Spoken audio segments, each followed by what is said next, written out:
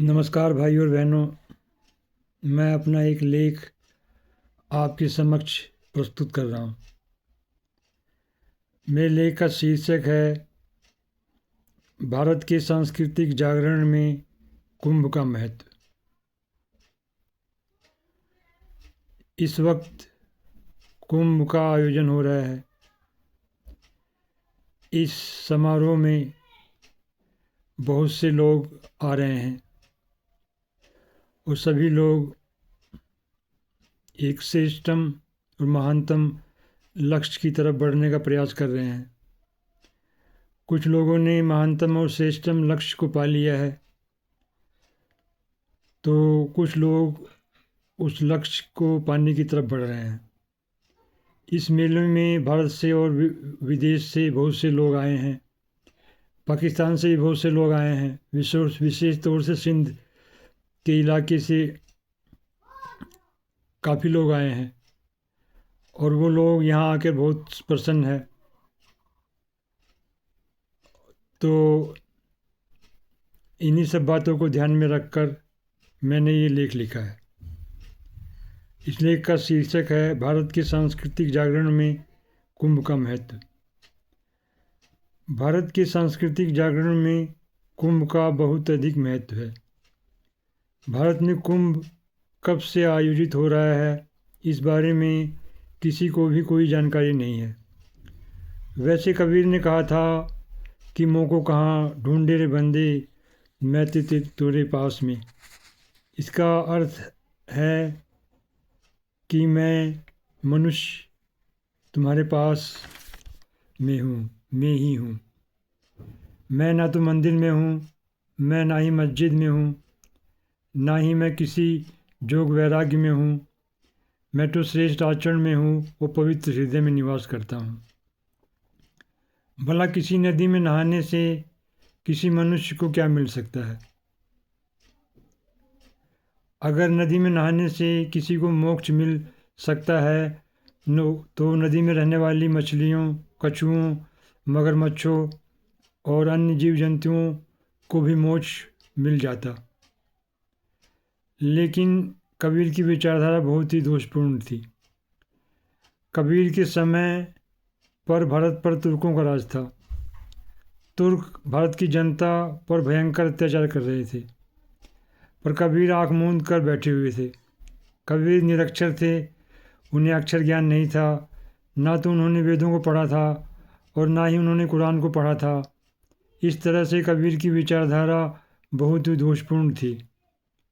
कबीर के समय तक भारत के सभी मंदिरों को तोड़ा जा चुका था। भारत की सनातन जनता पर भयंकर अत्याचार हो रहे थे, पर कबीर इन अत्याचारों को देखकर चुपचाप बैठे हुए थे। इसी तरह से तुलसीदास ने भी जहांगीर के समय पर बहुत ही गलत निर्णय लिया था। उन्हें भी तलवार का सहारा लेना चाहिए था। स्वतंत्रता के बाद एक ऐसे परिवार का शासन भारत में आ गया जो कि भारत के विकास के लिए बहुत ही बाधक था।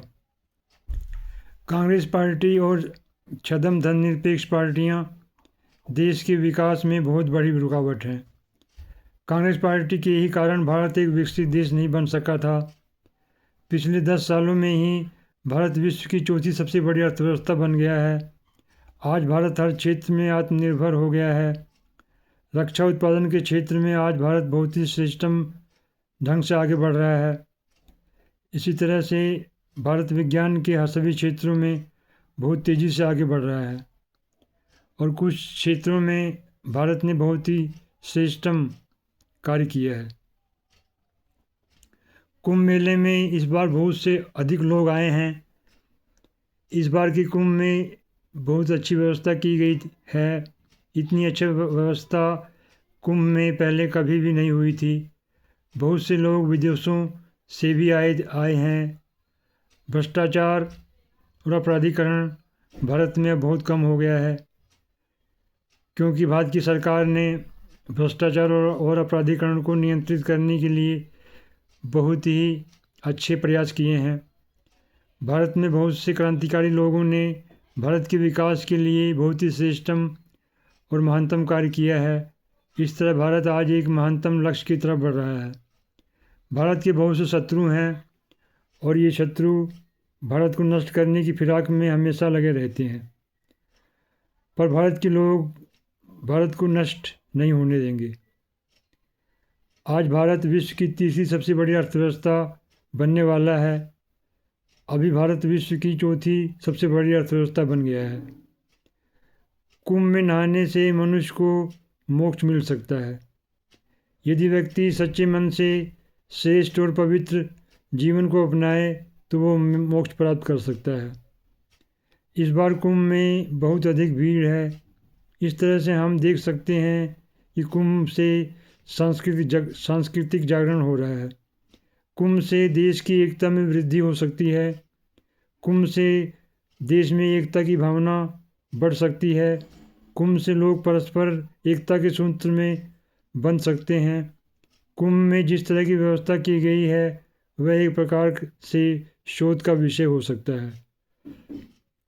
बहुत से वैज्ञानिक भी इस कुंभ मेले में आए हुए हैं और वो मनोवैज्ञानिक दृष्टि से और तंत्रिका विज्ञान की दृष्टि से इस मेले का अध्ययन कर रहे हैं और मेले के लोगों की मानसिकता को समझने का प्रयास कर रहे हैं। इस तरह से हम ये देख सकते हैं कि इस मेले से विज्ञान भी बहुत गहराई से जुड़ा हुआ है।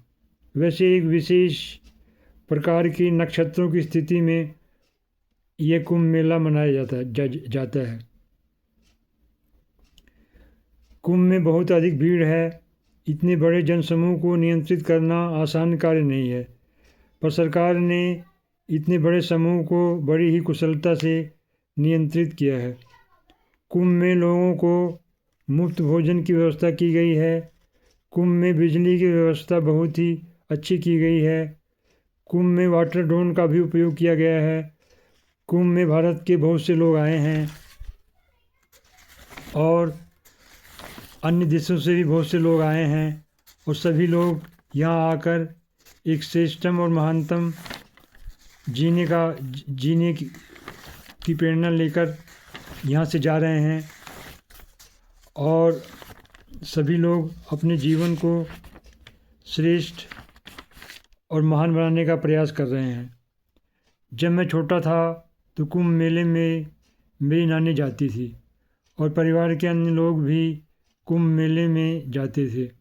इस तरह से कुंभ से लोगों में सांस्कृतिक जागृति आई है। ये सांस्कृतिक जागरण बहुत ही आवश्यक है। वैसे तो भारत की संस्कृति बहुत ही उत्सवधर्मी संस्कृति है। भारत में हमेशा कोई न कोई त्यौहार आता ही रहता है और कोई न कोई उत्सव होता ही रहता है। कुंभ भी एक बहुत ही महत्वपूर्ण उत्सव है। इस उत्सव से लोगों की सांस्कृतिक चेतना श्रेष्ठतम हो जाती है। आर्य समाज भी कुंभ को मानता है। इसका अर्थ यही है आर्य समाज ने भी इसके महत्व को स्वीकार किया है। आर्य समाज बहुत ही वैज्ञानिक और श्रेष्ठतम संगठन है। अभी भारत एक विकसित देश नहीं बना है। इसके लिए कांग्रेस पार्टी और अन्य छद्म धर्मनिरपेक्ष पार्टियां जिम्मेदार हैं। हम सभी का ये कर्तव्य है कि हमें भारत को एक विकसित राष्ट्र बनाना है। तभी भारत की गरीबी दूर होगी, तभी भारत हर क्षेत्र में श्रेष्ठतम ढंग से विकास करेगा। तो इस तरह मित्रों, भाइयों और बंधुओं, मेरा ये लेख समाप्त होता है। मेरे लेख को सुनने के लिए और इसे देखने के लिए आपका बहुत बहुत धन्यवाद। अगर आपको मेरा ये लेख पसंद आया हो, कृपया मेरे चैनल को सब्सक्राइब कर लें, लाइक भी कर दें, शेयर भी कर दें, बेल आइकन भी दबा दें। वंदे मातरम। भारत माता की जय। नमस्कार।